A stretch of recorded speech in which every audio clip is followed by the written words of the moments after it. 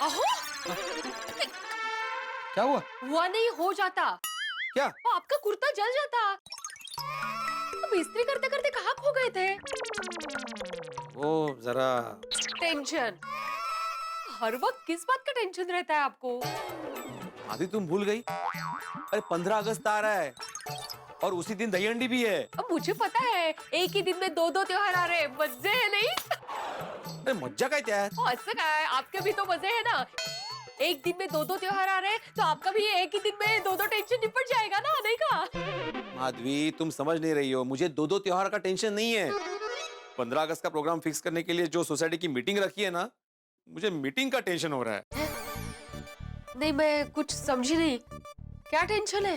माधवी माधवी मुझे सोसाइटी की मीटिंग में जाने से डर लग रहा है।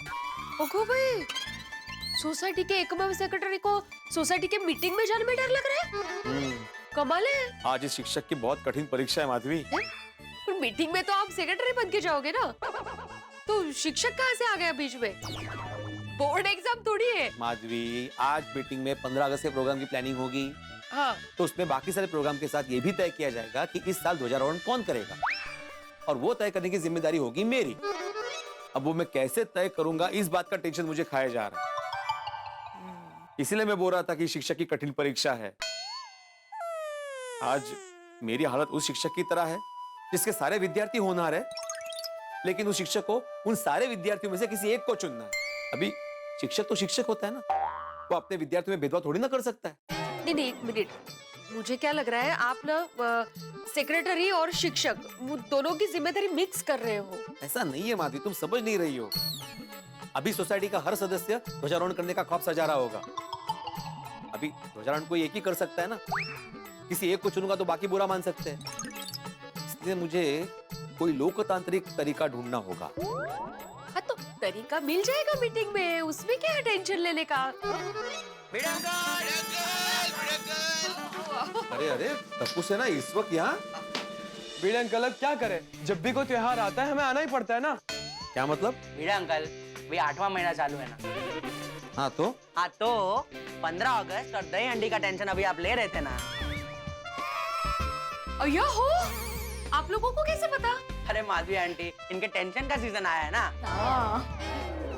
टेंशन का सीजन? त्योहारों का सीजन मतलब आपके लिए टेंशन का सीजन। क्या अड़कल? बट डोंट वरी बाबा, हम आपका टेंशन आधा करने आए हैं। टेंशन आधा? एक मिनट, टेंशन आधा करने मतलब? अरे भिड़ा अंकल, मैं समझाता हूँ। अभी 15 अगस्त और दही हंडी एक ही दिन पे आ रहे हैं ना, तो अभी 15 अगस्त आप संभालिए, दही हंडी हम लोग संभालते हैं। हाँ बीड़े अंकल, दही हांडी के पूरे प्रोग्राम की जिम्मेदारी हम लेते हैं। हो गया ना आपका टेंशन आधा। ज्यादा टेंशन होने की जरूरत नहीं है। देखो, मैं सोसाइटी का एकमेव सेक्रेटरी हूँ, इसलिए सोसाइटी के सारे फंक्शन की जिम्मेदारी मेरी होती है, इसलिए मुझे सोचना पड़ता है। ठीक है टप्पू सेना, तो मैं आत्माराम तुकाराम भिड़े, गोकुलम सोसाइटी का एकमेव सेक्रेटरी, तुम सबको दही हंडी की तैयारी करने की परमिशन देता हूँ। लेकिन जो भी करोगे सोच समझ के करना, कहीं गड़बड़ ना हो जाए। डोंट वरी बाबा, हम आपको शिकायत का एक भी मौका नहीं देंगे। चलो अभी सोसाइटी की मीटिंग का टाइम हो रहा है। चलो। नहीं नहीं बीड़े अंकल, आप लोग सोसाइटी की मीटिंग में जाइए, दही हांडी के प्रोग्राम की मीटिंग टप्पू सेना अलग से करेगी।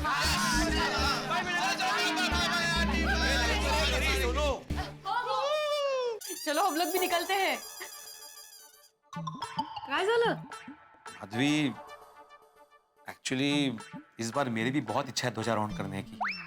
तुम सोचो ना माधवी, जब कोई भारत का तिरंगा लहराता है अपने हाथों से, तो वो उसके लिए कितना गौरवशाली क्षण होता है। खरे खरे। लेकिन ये सब तो मीटिंग में तय होगा ना, कौन करेगा? तो चलिए अभी। हाँ, चलते चलते अगर लेट हो गया ना तो जेठा मुझे ताने मारेगा। चलो चलो चलो। எங்கடைய நாடு நல்ல நாடு, எங்கடைய நாடு நல்ல நாடு, எங்கடைய நாடு। क्या गा रहे हैं ये? बबीता, ये मेरा दिल का साउंड है। मतलब? इसका मतलब है माय कंट्री इज ग्रेट। हाँ, that's true. Our country is really great. Babita, इस बार मेरा विश है कि 15 अगस्त के दिन फ्लैग होस्टिंग का मौका मेरे को मिले। मुक्ता, हाँ। मुक्ता मौका नहीं होता है, मौका, मौका, अपॉर्चुनिटी, राइट? हाँ, अपॉर्चुनिटी की 15 अगस्त के दिन फ्लैग होस्टिंग का अपॉर्चुनिटी मेरे को मिला। आई रियली होप कि अपॉर्चुनिटी तुम्हें ही मिले, पर उसके लिए पहले हमें क्लब हाउस में मीटिंग के लिए जाना पड़ेगा। ओए सोनिया, इस बार की जो सोसाइटी मीटिंग है ना, वो ऐसी वैसी मीटिंग नहीं है। ऐसी वैसी मीटिंग नहीं, पर हर साल तो ऐसी मीटिंग होती है। अमन नवो सोचे। ओए सोनिया, आज की मीटिंग में ये तय होने वाला है 15 अगस्त को ध्वजारोहण किसके हाथों से होगा। हाँ तो? ओए सोनिया, मेरे सारे फौजी दोस्त कहते हैं अपना राष्ट्र ध्वज फहराना सबसे बड़े गौरव की बात होती है। ओए सोनिए, इसी राष्ट्र ध्वज के लिए हर जवान, हर फौजी भाई अपनी जान तक की कुर्बानी दे देता है। सोनिए, तिरंगे को हाथ में लेके फहराने से हर भारतीय की छाती चौड़ी हो जाती है और अपने आप मुंह से निकलता है जय हिंद। टड्डन साची बात है रोशन। सोनिए, इस बार ये अनुभव मैं प्राप्त करना चाहता हूँ। मेरे दिल की बहुत बड़ी इच्छा है। रोशन, ऐसा तो सोसाइटी के सभी लोग सोच रहे होंगे ना? हंस, हंस, हाँ कोमल। क्या सोच रहे हो? कोमल, मैं ये सोच रहा था कि इस बार अपनी सोसाइटी में ध्वजारोहण करने का मौका किसको मिलेगा। पता नहीं, किसी को भी मिल सकता है। क्यों? क्या है ना कोमल, एक सच्चे भारतीय को ध्वजारोहण करके उतनी ही खुशी मिलती है जितना एक सच्चे डॉक्टर को उसके मरीज का इलाज करके मिलती है। हाँ, वो तो है। और मैं सच्चा भारतीय भी हूँ और सच्चा डॉक्टर भी। तो मेरी इच्छा है कोमल कि इस बार ध्वजारोहण करने का मौका मुझे ही मिले। ध्वजारोहण करने का मौका किसे मिलता है ये तो सोसाइटी मीटिंग जाकर ही पता चलेगा। Let's hope for the best and go for the meeting. Tarak, हमें सोसाइटी मीटिंग में जाना है और आप अभी किताब लेकर बैठ गए हैं।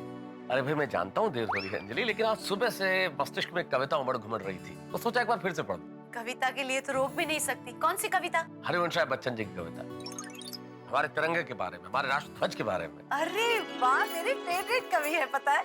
बताइए बताइए, कौन सी कविता है उनकी? कितनी सुंदर कविता है तारक, धन्य हो। हाँ, और यही कविता आज सुबह से मन में उमड़ घुमड़ रही थी। सच पूछो अंजलि, तो एक छोटी सी इच्छा भी मन में उमड़ घुमड़ रही थी कि इस बार स्वाधीनता दिवस पे ये हरी सफेद केसरी ध्वजा फहराने का अवसर मुझे मिले। हाउ स्वीट तारक, सोसाइटी के सभी मेंबर्स के मन में आप ही की जैसी इच्छा जाग रही होगी, पर क्या करें, सोसाइटी के सारे मेंबर्स सर्वसम्मति से जो निर्णय लेंगे उसी का हमें स्वीकार करना पड़ेगा ना। हाँ, वही स्वीकार करना पड़ेगा अंजलि, लेकिन सारे लोग सर्वसम्मति से मेरे पक्ष में निर्णय ले, ये कामना तो कर सकता हूँ ना। इस साल ध्वजारोहण करने का मेरा बहुत मन है। पता नहीं, मेरी जो सिक्स सेंस है ना, छठी इंद्रिय, वो भी अंदर से कह रही है कि हो ना हो इस साल सोसाइटी ध्वजारोहण करने का chance golden crow award winner पत्रकार पोपटलाल को ही देगी। देख, बाहर की आवाज गलत हो सकती है, लेकिन अंदर की आवाज कभी गलत नहीं होती। चलिए चलिए टप्पू के पापा, सोसाइटी मीटिंग के लिए मैं तैयार हूँ। चलिए टप्पू के पापा, टप्पू के पापा, आप ऊपर क्या देख रहे हैं? ऊपर सीलन आ गई है क्या? तो मकड़ी के जाले हैं? नहीं। तो आप ऊपर छत पर क्या देख रहे हैं? हमारा राष्ट्र ध्वज। राष्ट्र ध्वज? राष्ट्र ध्वज कहाँ है? मुझे क्यों नहीं दिखाई दे रहा है टप्पू के पापा? मेरे ख्यालों में मैं अभी ध्वजारोहण के बारे में सोच रहा था। मैं सोच रहा था ये तिरंगा जिसकी शान के लिए हजारों स्वतंत्र सेनानियों ने और सैनिकों ने अपनी जान दे दी, उसे अपने हाथों से लहराने का मौका तो किसी भाग्यशाली को ही मिलता है। हाँ, वो तो है। सच कहूं तो दया, इस बार मुझे बहुत इच्छा है कि ये ध्वजारोहण करने का मौका मुझे मिले। बराबर है टप्पू के पापा, लेकिन हर साल की तरह सोसाइटी मीटिंग में सर्वसम्मति से ही नक्की किया जाएगा ना कि ध्वजारोहण कौन करेगा। भगवान करे इस साल ध्वजारोहण का मौका मुझे मिले। मेरी माँ हमेशा कहती है, कामना को कल्पना के साथ जोड़ दो। कामना कल्पना कौन है ये दोनों? मेरा मतलब ये है कि आपके मन में जिस चीज की कामना है उसकी आप कल्पना करो, तो वो चीज आपको मिल जाएगी। ये सासू माँ की बातें मुझे तो हमेशा बाउंसर ही जाती है। पता नहीं तू कैसे समझ लेती है। अरे मैं बेटी हूँ उनकी, मुझे तो समझ में आएगा ही ना। अरे हाँ। आइए मैं आपको विस्तार से समझाती हूँ। आइए। 1 मिनट, आइए, कहाँ जाना है? बहुत दूर नहीं जाना है, बस 2 कदम चलना है। या 1 2 2 कदम और चलना है, सॉरी जरा। 1 2 ये ठीक है? हाँ बस।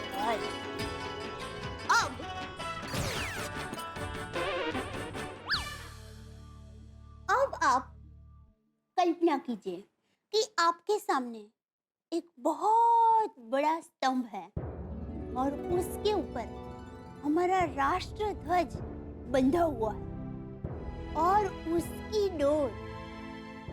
डोर आपके हाथ में है।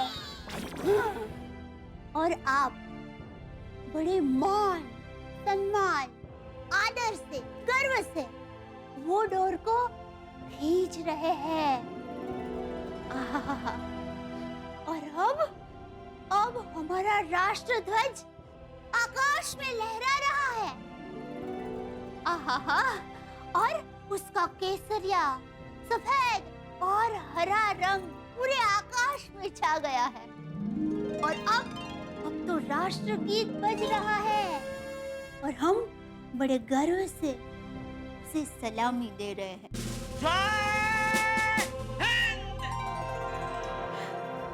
टप्पू के पापा, आपने अपनी कामना को कल्पना के साथ जोड़ दिया है। अब वो और भी बलवान हो गई है। देखना, ध्वजारोहण आप ही करेंगे। अरे दया, अगर ऐसा हुआ तो तेरे मुंह में घी शक्कर। चलिए अभी जल्दी कीजिए, सोसाइटी मीटिंग का समय हो गया। पता है बापूजी तो कब के पहुंच गए। चल चल चल चलिए। सरप्राइज! ओली जग्गा तू! Surprise surprise! ओले बका आओ। जग्गा! ओली कैसी है तू? अरे मैं तो बिल्कुल अच्छी हूँ, तू कैसी है? जैसा एकदम। और जेठा भाई आप कैसे हो? एकदम एकदम मजे में। बहुत दिनों के बाद आई जागृति तो। इस तरफ आई थी तो सोचा दया से भी मिल लूं। वैसे भी पुरानी सहेलियों से मिलने का मौका कभी कभी मिलता है। बिल्कुल बिल्कुल बराबर। अच्छा टप्पू के पापा, सोसाइटी मीटिंग में। हाँ नहीं नहीं, जरूरत नहीं है, तू यहाँ बैठ, गप्पे मार। मैं जाता हूँ। Okay okay bye. शांति। भिंडी मास्टर, क्या हुआ? इतना टेंशन में क्यों लग रहा है? यही चाचा जी, 15 अगस्त की मीटिंग का टेंशन है मुझे। अरे उसमें टेंशन लेने वाली क्या बात है भिंडी मास्टर? अरे 15 अगस्त तो खुशी मनाने का दिन है। अरे हमारा स्वतंत्रता दिवस है भाई। दरअसल मेरे मन में एक बात है, मैं कहूँ आपसे? हाँ हाँ बोल, क्या परेशानी है? 15 अगस्त के दिन ध्वजारोहण हम में से ही कोई करने वाला है। हाँ। और ध्वजारोहण करने की इच्छा हर एक की होगी, मेरी भी, आपकी भी होगी। अभी परेशानी ये है कि ध्वजारोहण कौन करेगा, ये कैसे तय करेंगे? बस इतनी सी बात। अरे भिंडी मास्टर, ये तो बहुत आसान है। देख, तू सबसे कहना कि जिसको भी ध्वजारोहण करने की इच्छा है वो सबके सामने अपनी बात रखे कि किसी और को नहीं, लेकिन उसे ही ध्वजारोहण करने का मौका क्यों मिलना चाहिए। जिसकी बात सबसे ज्यादा असरदार होगी उसे ध्वजारोहण करने का मौका दिया जाएगा। वाह, क्या आइडिया है। हाँ मस्त मस्त चाचा जी, ऐसा ही करेंगे। क्या बात? मस्त। हाय, गुड इवनिंग, गुड इवनिंग। हाय, नमस्ते चाचा जी। अरे आत्माराम, ये क्या मीटिंग कैंसिल हो गया है? क्यों? किसने बोला तुमको मीटिंग कैंसिल है? ये मिस्टर कैंसिल ने बोला? हाँ मैंने बोला। क्यों? तुमको किसने बोला मीटिंग कैंसिल है? नहीं आत्माराम, पोपटलाल ने कुछ नहीं बोला। तो बेकार में मेरे ऊपर बिल क्यों फाड़ रहा है भाई? मैं कैंसिल बोलता हूँ इसलिए मैंने मीटिंग कैंसिल करवा दी। अरे मैं क्यों कैंसिल करवाऊंगा? एक minute Popatlal, cool down cool down. Atmaram, मैं इसलिए बोला कि यहाँ पर कोई दिखा नहीं ना, मुझे लगा मीटिंग कैंसिल हो गया।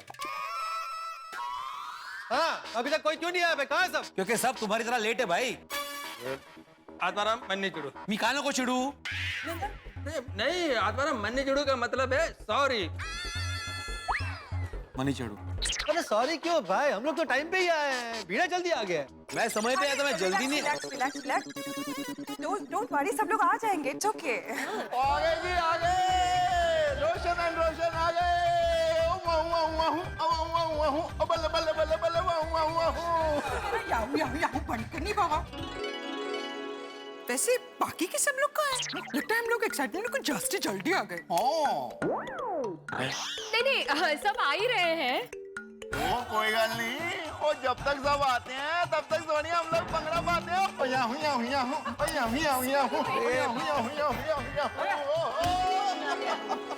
मीटिंग कैंसिल हो गई क्या? आपको क्यों लगा मीटिंग कैंसिल है? कौन बोला आपको? ए भाई, तू मेरी तरफ क्या देख रहा है? हाथी भाई, आपको ऐसा क्यों लगा कि मीटिंग कैंसिल है? सोडी भंगड़ा कर रहा था तो मैंने सोचा शायद मीटिंग कैंसिल हो गई हो और भंगड़ा करने का प्रोग्राम बन गया हो। नाना आतिफ रहा, वो एक्साइटमेंट में हम लोग थोड़ा जल्दी आ गए, तो मैंने ही पिड़ू को सजेस्ट किया जब तक सब आते हैं वो तब तक भंगड़ा पाते हैं। अच्छा आइडिया है। ओए पप्पू, तूने कसरत वसरत करनी शुरू कर दी है? नहीं, मेरा क्या है ना, मेरी बॉडी नेचुरली फिट है भाई, मुझे कसरत करने की जरूरत ही नहीं पड़ती। अगर नहीं करता है तो करनी शुरू कर दे। वो इतना पतला होना भी अच्छी बात नहीं है। ओए तू और पतला हो जाएगा ना तो तू और तेरा छाता दोनों सेम टू सेम दिखेंगे। अरे नहीं सोडी, तू गलत बोल रहा है। पोपटलाल थोड़ा और पतला हो गया तो इसका छाता इससे मोटा दिखेगा। आतिफ भाई, आप क्या हंस रहे हैं? भाई ऐसा नहीं है, वो क्या है ना, मैं वो हाथी भाई के बाजू में खड़ा हूँ ना, इसलिए ऐसा लग रहा है। भाई अभी देखो, अभी देखो, अभी भी वैसा ही लग रहा है। ओ पप्पू, ओ कूल यार, चिल, वो मजाक कर रहे हैं यार। ऐसा मजाक मुझे बिल्कुल पसंद नहीं। ठीक है पप्पू, तुझे कैसा मजाक पसंद है उसकी लिस्ट बना के दे दे। ओ यारो, आज के बाद सब लोग वही लिस्ट फॉलो करेंगे। क्या यार तुम लोग यहाँ से चला है, मीटिंग के लिए आए हो भाई? नमस्कार भाई, क्या मजाक चल रहा है हमें बताओ, हम भी हंस लें। ओ मेहता साहब, हुआ यूं। हाँ सोडी, उसके लिए तुम मेहता साहब से बाद में मीटिंग कर लेना, लेकिन अभी ये मीटिंग शुरू करते हैं ना। तुम बड़े टेंशन में लग रहे हो, भिड़ो तो बैठ जाते हैं, मीटिंग करते हैं। सब लोग आ गए ना? कहाँ सब आए? आपके परम मित्र नहीं आए अभी तक। भिड़े आ गया कि नहीं? अरे भिड़े आ गया, मैं आ गया भाई। हाँ, क्या बात है जेठा, आज भी तुम? ये भाई आज भी लेट किया, घड़ी देख टाइम पे आया हूँ मैं। नहीं, मैं वही बोलने जा रहा था जेठालाल कि आज भी तुम समय पे आ गए। पिछले 2-3 बार से एकदम समय पे आ रहा है ये। तुझे इतना प्रॉब्लम हो रहा था, ठीक है मैं जाता हूँ, आधे घंटे बाद आता हूँ। वैसे भी अभी उसका चलेगा ना, उसे बापू जी, मैं आत्माराम तुकाराम भिड़े गोकुलधाम सोचे एक में चल भाई, अभी तो सब आ गए ना, मीटिंग चालू कर। हाँ, अभी सब बैठ तो जाइए, चालू करते हैं। चलो आ जाइए। तिरंगा हमारी आन बान शान, तिरंगा शौर्य की गाथाओं को कहता तिरंगा और कुर्बानियों की कथाएं सुनाता तिरंगा, हमारा राष्ट्रीय ध्वज तिरंगा, हर भारतीय की आंखों में सितारे की तरह बसा तिरंगा। और स्वाधीनता दिवस के दिन इस तिरंगे को फहराने का मौका मिल जाए, ये किसी भी भारतीय के मन में एक बड़ी प्रबल इच्छा होती है। हमारे सबके मन में भी यही उत्कंठा है इस गोकुलधाम में। सब यही चाहते हैं कि तिरंगा वो अपने हाथों से फहराए, ध्वजारोहण का अवसर उसे मिले इस स्वाधीनता दिवस पर। इच्छाएं तो सबकी है, लेकिन ये मौका तो किसी एक को ही मिलेगा। लेकिन कौन होगा वो भाग्यशाली व्यक्ति गोकुलधाम में जिसे ये मौका मिलेगा कि वो 15 अगस्त के दिन स्वाधीनता दिवस पे ध्वजारोहण करे? अब ये तो मैं इस वक्त आपको नहीं बता सकता कि मौका किसे मिलेगा, लेकिन ये जानने के लिए आपको देखना होगा तारक मेहता का उल्टा चश्मा। तो मैं आत्माराम तुकाराम भिड़े, गोकुलधाम सोसाइटी का एकमेव सेक्रेटरी, अरे देखो, आप सभी का आज की इस मीटिंग में स्वागत करता हूं। सबसे पहले मैं इस मीटिंग का आपको एजेंडा बता दूं। इस बार हम लोग 15 अगस्त को देश का 71वां स्वाधीनता दिवस मना रहे हैं। तो हर साल की तरह इस बार भी हम लोग सुबह ध्वजारोहण करेंगे, सब मिलकर राष्ट्रगीत गाएंगे और उसके बाद शाम को होगा रंगारंग कार्यक्रम। अरे शरीर ले, मतलब ये ठीक नहीं है। रंग रंग का कार्यक्रम तो होली पर होता है ना, क्योंकि होली रंगों का फेस्टिवल है। ये तो 15 अगस्त है, इंडिपेंडेंस डे। अरे अय्यर भाई, रंग रंग कार्यक्रम नहीं, रंगारंग कार्यक्रम। रंगारंग अर्थात मनोरंजक कार्यक्रम। सही बात है। क्या यार, इस बार 15 अगस्त और दही हंडी एक ही दिन पे है ना, इसलिए सुबह जो कार्यक्रम होगा वो 15 अगस्त का ध्वजारोहण का कार्यक्रम होगा और जो शाम को रंगारंग कार्यक्रम होगा वो दही हंडी का होगा, जिसकी तैयारी टप्पू सेना कर रही है। Got it? Okay sorry Atmaram continue please. हाँ, तो मैं कहाँ था? तू वही भाई, मैं आत्माराम दुकान में ओ पिड़ू, तू कब से वहीं अटका है? अरे भाई हंसी मजाक करना अच्छी बात है लेकिन अभी नहीं। हाँ यार भाई। बिल्ली मास्टर मीटिंग आगे बढ़ा। लेकिन कैसे बोलूं चाचा जी, सब बीच बीच में बोल रहे हैं। अरे ले तू बोल, कोई बीच में नहीं बोले। हाँ कोई बीच में नहीं। यार भाई प्लीज। हाँ बीच में मत, वो तू मत बोल। थैंक यू चाचा जी। तो मैं गोकुलधाम सोसाइटी में जो ध्वजारोहण है उसकी बात कर रहा था कि कैसे तय करेंगे कि ध्वजारोहण कौन करेगा। माननीय आत्माराम तुकाराम भिड़े जी, गोकुलधाम सोसाइटी के एकमेव सेक्रेटरी जी, इस साल ध्वजारोहण करने की मेरी तीव्र इच्छा है, तो मुझे मौका दे दो। सॉरी जनरल, लेकिन दिस टाइम फ्लैग होस्टिंग का चांस मेरे को मिलना चाहिए।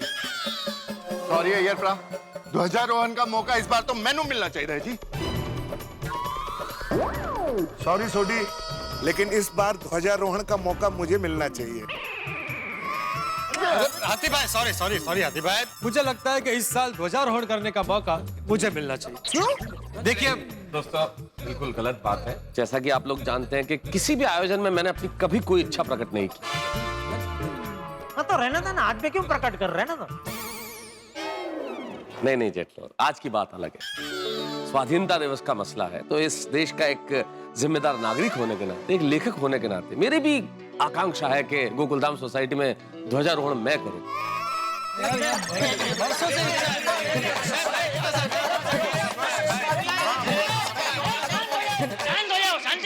यार भाई शांति रखो ना यार, बापूजी बोल रहे हैं कब से, शांति रखो जरा। तो शांत हो गया ना, तो बैठ जाओ।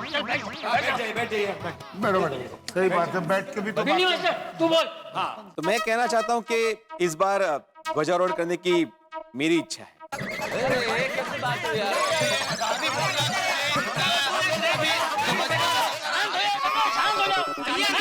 बोल रहे बापूजी, आप चुप नहीं हो रहे। भाई पहले तू चुप हो जा और बैठ जा भाई, बैठ जा। अरे यहाँ कोई घूमने जाने की प्लानिंग नहीं चल रही है, स्वतंत्र दिवस की प्लानिंग चल रही है। इसलिए हर बात का फैसला लोकतांत्रिक तरीके से लिया जाना चाहिए। सही बात है। लोकतांत्रिक मतलब जिस को ध्वजारोहण करने की इच्छा है वो अपनी बात बारी बारी सबके सामने रखेंगे कि किसी और को नहीं, लेकिन उसे ही ध्वजारोहण करने का मौका क्यों मिलना चाहिए। उसके बाद हम सब सर्वसम्मति से ये तय करेंगे कि ध्वजारोहण कौन करेगा। यस। तो चलो भाई, जिसको भी ध्वजारोहण करने की इच्छा है वो सबके सामने अपनी बात रखेगा, ठीक है? सही बात। हाँ बराबर है। बिल्ली मास्टर सबसे पहले तू ही बता। अच्छा ठीक है।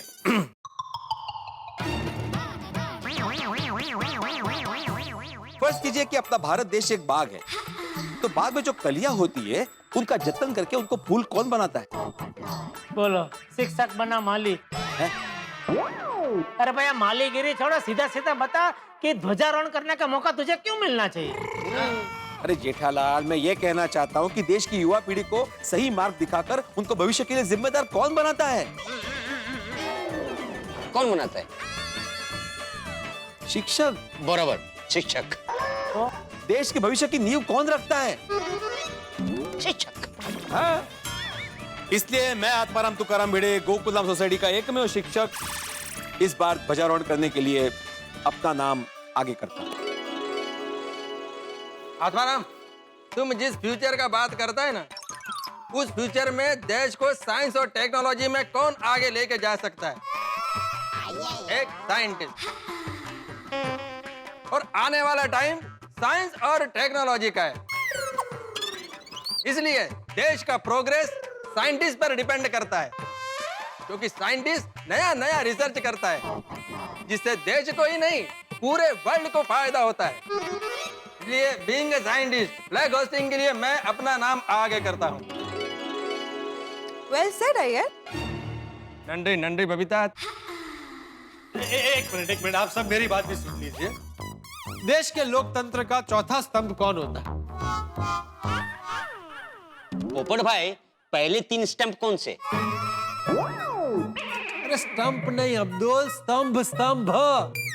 ठीक है, होगा कुछ, छोड़ो। वो ऐसे कैसे छड्डो भाई, मैनू जानना है। ओ पप्पू तू बता, पहले 3 स्तंभ कौन से हैं? सुनिए, वो पहले 3 स्तंभ वो अभी महत्व के नहीं है। अभी चौथे स्तंभ की बात चल रही है ना, मैं बाद में तुझे बताता हूँ। नहीं पोपटलाल जी, आपको पता भी है कि नहीं कि लोकतंत्र के 3 पहले स्तंभ कौन से हैं? मुझे तो पता ही होगा ना, आपको नहीं पता? अरे मुझे कैसे नहीं पता भाई? हमारी कार्यपालिका, हमारी न्यायपालिका, हमारी विधायिका, 3 स्तंभ है हमारे। सुना सोडे?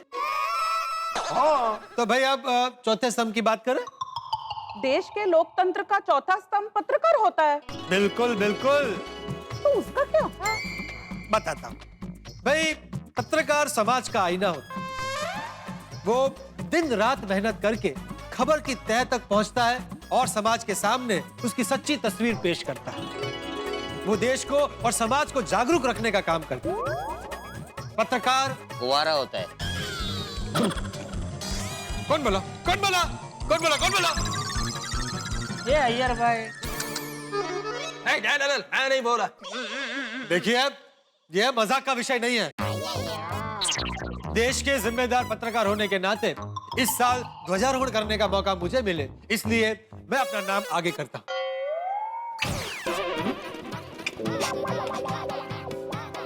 पोपटलाल तुम्हारा हो गया?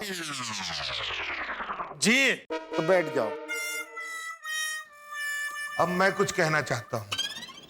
देखिए, देश बनता है अपने लोगों से। अगर लोग तंदुरुस्त नहीं होंगे तो देश तंदुरुस्त नहीं होगा। और लोगों की तंदुरुस्ती और स्वास्थ्य का ध्यान रखते हैं डॉक्टर। इसलिए ध्वजारोहण के लिए मैं अपना नाम आगे करता हूं। दोस्तों, इस ध्वजारोहण के संबंध में मुझे भी मेरी बात रखने का अधिकार है, तो मैं आपसे इजाजत चाहता हूं कि मैं भी अपनी बात रखूं। मैं अपने बात के प्रारंभ में सिर्फ एक छोटा सा सवाल करना चाहता हूं। आखिर सोई हुई चेतना को कौन जगाता है? अभी चेतना को तो उसका परिवार वाले ही जगाते होंगे ना मेहता साहब। अभी इधर चेतना कहाँ से है? कौन है चेतना? जेठालाल, मैं मजाक नहीं कर रहा हूं और ये मजाक का विषय भी नहीं है। मैं किसी महिला चेतना की, किसी व्यक्ति चेतना की बात नहीं कर रहा। मैं तुम्हारी, मेरी, आपकी, समाज की, इस देश की चेतना की बात कर रहा हूं। आखिर इस देश की चेतना को, समाज की चेतना को जागृत कौन करता है? एक लेखक। लेखक के पास सबसे बड़ा हथियार होता है कलम का। कलम नहीं होती तो कोई आंदोलन खड़ा नहीं होता। लेखक अपनी कलम से कला और संस्कृति को अक्षुण्ण रखने का प्रयास करता है। अपनी कलम से, अपने लेखन से, अपनी रचना धर्मिता से वो एक समाज को, राष्ट्र को एक नया आकार देने की कोशिश करता है। समाज की और राष्ट्र के निर्माण में अपनी अहम भूमिका निभाता है। इसलिए मित्रों, मुझे लगता है स्वाधीनता दिवस के शुभ अवसर पे अगर ध्वजारोहण का ये पवित्र पावन मौका किसी को मिलना चाहिए तो एक लेखक को मिलना चाहिए। हाँ। यानी कि मुझे। इसलिए मैं इस ध्वजारोहण के लिए अपना, यानी कि तारक मेहता का नाम प्रस्तावित करता हूं। ओ यारो, ओ देश के लिए सबसे ज्यादा जरूरी है देश के पहिए, देश के चक्के हमेशा अगर घूमते रहेंगे तो हमारे देश की गड्डी एकदम मक्खन वर्गे एकदम आगे बढ़ती जाएगी। और ये सब हमारे जैसे मैकेनिकल इंजीनियर ही करते हैं। बड़े बड़े ट्रक, डंपर, ट्रेन, यहां तक कि एरोप्लेन भी हमारी वजह से ही चलते हैं। अगर ये चलते रहेंगे तो हमारा देश हमेशा तरक्की करता रहेगा, विकास करता रहेगा। इसलिए मेरी आप सबसे विनती है कि इस बार ध्वजारोहण का मौका मुझे दिया जाए। Thank you.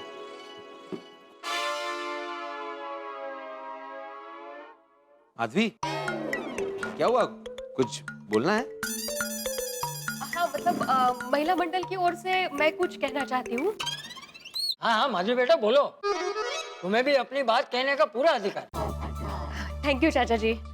कैसा है कि देश बनता है परिवारों से, और परिवार को लगन से, प्यार से, मेहनत से कौन चलाता है? घर की औरतें, the women of the house. बरोबर। इसका मतलब देश को चलाने में गृहिणी का, घर की औरत का बहुत बड़ा योगदान रहता है, बहुत बड़ी भूमिका रहती है। इसलिए इस बार का ध्वजारोहण करने का मौका हम महिला मंडल में से किसी एक को मिलना चाहिए। जी हाँ, वेरी गुड, करेक्ट। हाँ, देखिए, सबने अपनी अपनी बात कह दी, अभी मुझे भी अपनी बात कहनी है। मैं ना ही एक शिक्षक हूँ, ना डॉक्टर हूँ, ना साइंटिस्ट हूँ, ना ही मैकेनिक हूँ, ना पत्रकार हूँ, ना ही लेखक हूँ, और ना ही गृहिणी हूँ। और मैं मानता हूँ कि देश के विकास में इन सबका अच्छा खासा योगदान है, लेकिन इन सब के बीच में एक व्यक्ति ऐसी है जिसका योगदान सालों से नजरअंदाज होते आ रहा है, और वो व्यक्ति है एक व्यापारी। मेरी बात पे जरा गौर से ध्यान दीजिएगा। क्या व्यापारी का जो योगदान है वो दिखता नहीं है, लेकिन इन सब के मुकाबले उसका योगदान सबसे ज्यादा है। देखिए, एक शिक्षक को स्टेशनरी, स्कूल की किताबें कौन पहुंचाता है? व्यापारी। एक डॉक्टर को दवाइयाँ और एक साइंटिस्ट को खोज करने के लिए जो भी उपकरण चाहिए वो कौन पहुंचाता है? व्यापारी। एक मैकेनिक को औजार और एक पत्रकार को अखबार के लिए कागज से लेकर स्याही तक कौन पहुंचाता है? एक व्यापारी। एक लेखक को कलम से लेके वो डायरी, किताबें, वो सब कौन पहुंचाता है? व्यापारी। यहाँ तक कि गृहिणी के घर में जो भी कुछ सामान चाहिए वो कौन पहुंचाता है? एक व्यापारी। तो मेरा ऐसा मानना है कि अगर व्यापारी ना हो तो आप सबका कामकाज ठप हो जाए। इसलिए मैं ये मानता हूँ कि देश के विकास के लिए आप सबके मुकाबले एक व्यापारी का योगदान सबसे ज्यादा है। जनरल, तुम कह रहे हो कि व्यापारी ये करता है, व्यापारी वो करता है, लेकिन वो ये सब फ्री में तो नहीं करता है ना, अपना प्रॉफिट तो लेता ही है ना। इसमें प्रॉफिट की बात कहाँ से आई?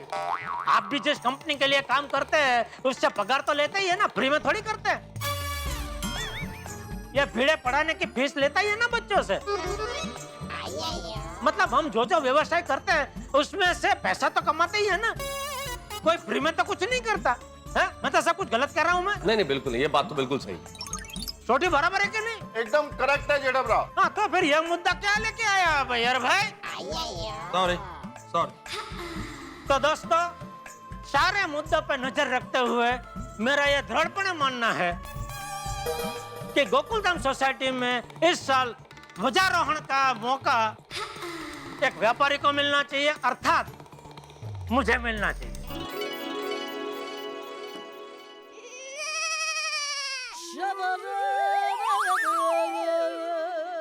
देखिए, सबने अपनी अपनी बात आगे रखी। देश के विकास में सभी का महत्वपूर्ण योगदान है, इसलिए अभी यह तय करना मुश्किल है कि ध्वजारोहण कौन करेगा।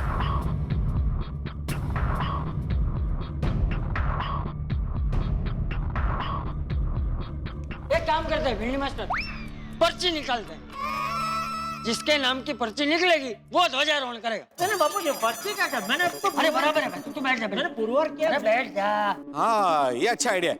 अब्दुल, हाँ, सबके नाम की पर्ची बना। वेरी गुड, चलो। तो सबके नाम की पर्ची यहाँ पे आ गई है। अभी सवाल ये है कि पर्ची निकालेगा कौन? चाचा जी, आप बुजुर्ग हैं, आप निकाल। अरे नहीं, मुझे लगता है कि महिला मंडल में से किसी को पर्ची निकालनी चाहिए। अरे कोई भी जाओ, माधवी बेटी तुम जाओ। नहीं, मैं नहीं। कोमल भाभी आप जाइए ना। नहीं, अंजलि भाभी जाइए। मैं नहीं, रोशन भाभी आप जाइए। हाँ, चलो। नहीं, बबीता तुम जाओ। बबीता जी आइए आइए। ओके हाँ बबीता जी जाइए। आइए बबीता जी। आइए दादी। आइए बबीता जी आइए। हाँ ये लीजिए।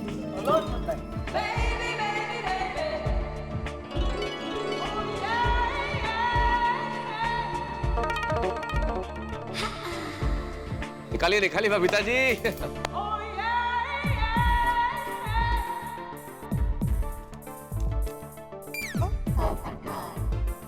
सो हमारी 71st इंडिपेंडेंस डे पर हमारे गोकुलधाम सोसाइटी में ध्वजारोहण करने का मौका जिनको मिलता है उनका नाम है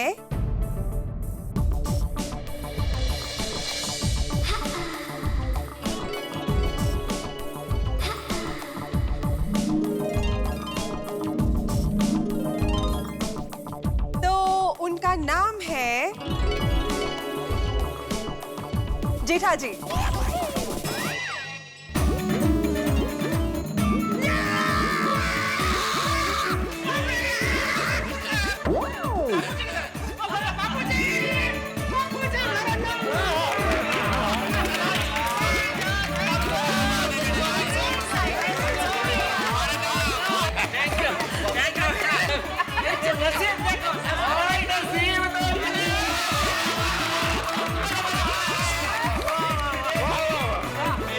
ऑफिशियली अनाउंस करने दो। तुम नीचे उतरो पहले। नहीं ठीक है मजा आ रहा है। ऐसे रहने दे। अरे ऐसे कैसे जेठालाल, कोई भी मेंबर ऐसे हवा में नहीं उड़ सकता। सभी मेंबर का जमीन पे रहना जरूरी है, उसके बाद ही अनाउंसमेंट होगी। हाँ बिना पिड़ू भाई ये तो सारा मजा किरकिरा कर दिया। बाद में बाद में कोई गल नहीं। उसी का मौका मिलता है। तो इस साल 15 अगस्त को अरे भिड़े आपण ते बोलले नाही काय ते तुमचा ते मैं आत्माराम तुकाराम भिडे गोकुलधाम सोसायटी कोण सेक्रेटरी पाहिजे। अरे म्हणजे काय ते किती गोड बोलता तुम्ही ऐकायला एकदम खूप आवडतं मला। बोला बोला बोला। हो आज तो आवडणारच। तो मैं आत्माराम तुकाराम भिड़े गोकुलधाम सोसाइटी का एकमेव सेक्रेटरी ये घोषित करता हूँ कि इस साल 15 अगस्त को ध्वजारोहण करेंगे श्री जेठालाल चंपकलाल गड़ा।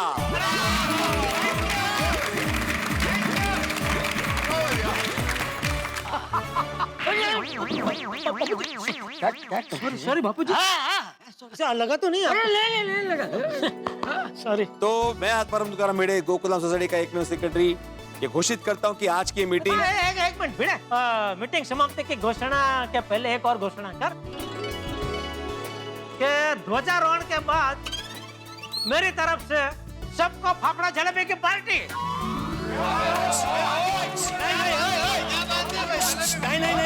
नहीं पहले मुझे अनाउंस करने दो, उसके बाद बोलो बढ़िया। तो मैं आत्माराम तुकाराम भिड़े गोकुलधाम सोसाइटी का एकमेव सेक्रेटरी सबको ये सूचित करता हूँ कि 15 अगस्त को ध्वजारोहण के बाद जेठालाल चंपकलाल गड़ा की तरफ से जलेबी फाफड़ा की पार्टी होगी।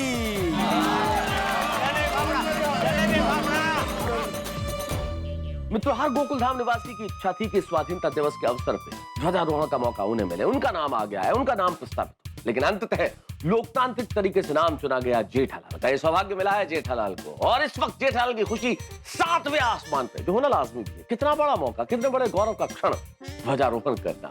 और अब जेठालाल बहुत एक्साइटेड है, और उनका उत्साह, आप जानते हैं उनका उत्साह आसमान की तरह सीमाहीन है, विशाल है। इस उत्साह में अब वो क्या क्या करते हैं, ये देखने वाली बात होगी। ध्वजारोहण हेतु जेठालाल कितनी तैयारियां करते हैं, किस तरीके से करते हैं, ये देखना बड़ा ही दिलचस्प होगा।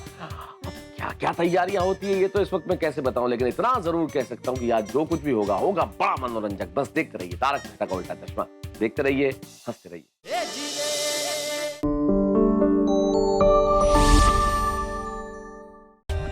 For more updates, subscribe to our channel, click the show links and enjoy watching the videos.